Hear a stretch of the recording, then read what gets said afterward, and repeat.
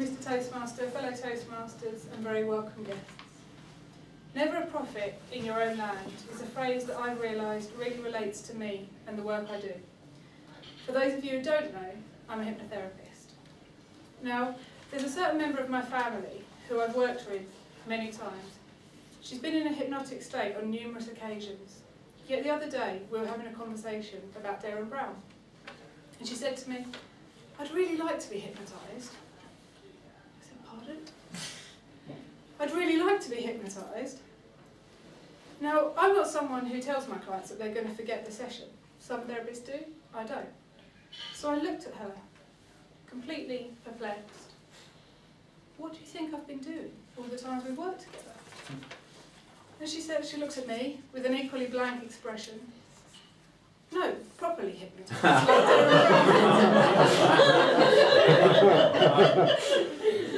Now, I just wanted to put my head in my hands and scream, until I realised that hypnosis perhaps is quite a complex subject.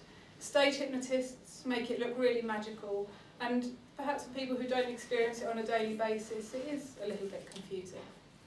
So I'd like to try and explain to you today, in a concise way, my opinions on hypnosis, stage hypnosis, and therapeutic hypnosis. You'll find many definitions of hypnosis that state it's like sleep. Now, much of what I say today will be opinions, but I think I can speak on behalf of all hypnotists and hypnotherapists when I say hypnosis is definitely not sleep. When in hypnosis, one is very awake, alert, and in control. Imagine that feeling when you're lying on the beach, you can hear the waves lapping, the sun is gently warming your skin, and you can hear all of the conversations around you.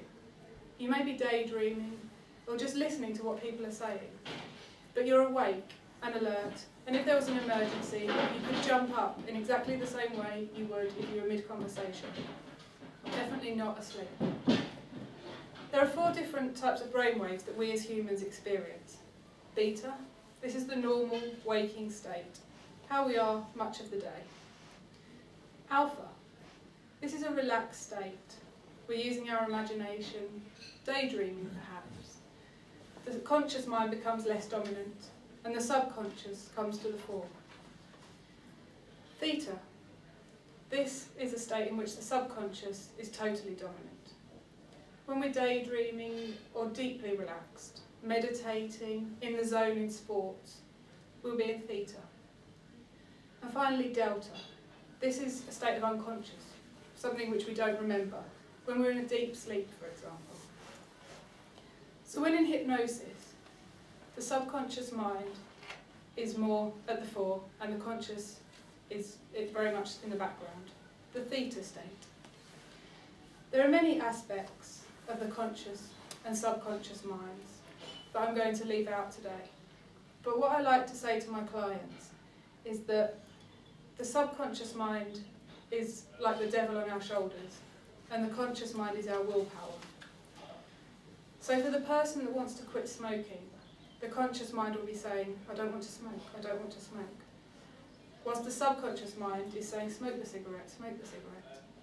And the person who wants to lose weight, the subconscious mind will be reaching out to unwrap the chocolate bar before the conscious mind has even had time to say, "Today is a good day." So when in hypnosis, we can talk to the subconscious mind. The conscious mind is in the background, not really getting involved. We can realign the subconscious and conscious minds so that they're working together, reframing previous experiences, for example. The brain is very clever. It will look to the last time it experienced a situation to know how to behave in the current situation. So if someone was really, really happy when they were eating a huge meal with family, as a child perhaps, if the brain wants to get back that happy feeling it had at the same time, it may feel that it needs to reach for food. So you can see how reframing this experience and getting the subconscious in line with the conscious can make them work together. Now, stage hypnotists are extremely clever people. They work with the belief and the confidence that the audience has in them. The belief and confidence an audience has in them is similar to that which we have in authoritative figures. Doctors, for example. We go to the doctor, they tell us what's wrong, we go to the chemist, get the prescription and take the drugs without ever checking that they were right. The belief and confidence we have in stage hypnotists works in exactly the same way. So I'll briefly run through a stage hypnotist show. All the people in the audience are there because they want to be there, because they're interested in the work of the hypnotist, they're in awe of the hypnotist, and many of them want to experience the hypnosis, much like my family member. So, firstly, the hypnotist will do some tricks. These tricks will increase the confidence and belief that the audience has in the hypnotist. They'll be waiting for the next trick. They'll be on the edge of their seats. Then he'll ask for volunteers.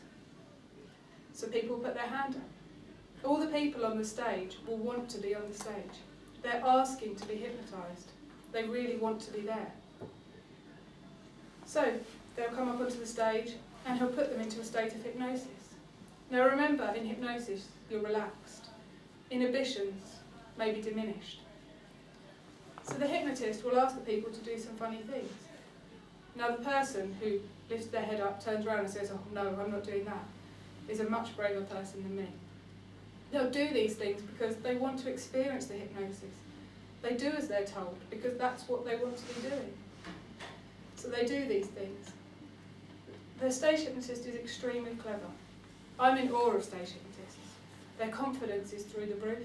If something goes wrong for them, they just move on and do the next thing without anyone noticing. Recently I went to see Darren Brown. He was fantastic, a really, really clever man. But despite my noticing many things that did actually go wrong for him during the show, when we left, it was the same old story. He really stuck my hands together. No, he didn't, you see. It's just your imagination is really good. And so you imagined that he had, and so your hands stuck together. No, no, no, they were really stuck. No, they weren't. It's just he knows how to talk to your imagination. He's very clever, and so you believed it to be so, and it was so. No, they were definitely stuck. Very soon, I might pull out the Harvard study, which shows that when we imagine something, our brain can't really tell the difference between real and imaginary. So if we imagine it strongly enough, it will perform the same action as if we were really doing it. If we imagine our hands are stuck together strongly enough, they will be stuck together. Until then, I'll just keep my head in my hands, wanting to scream vociferously.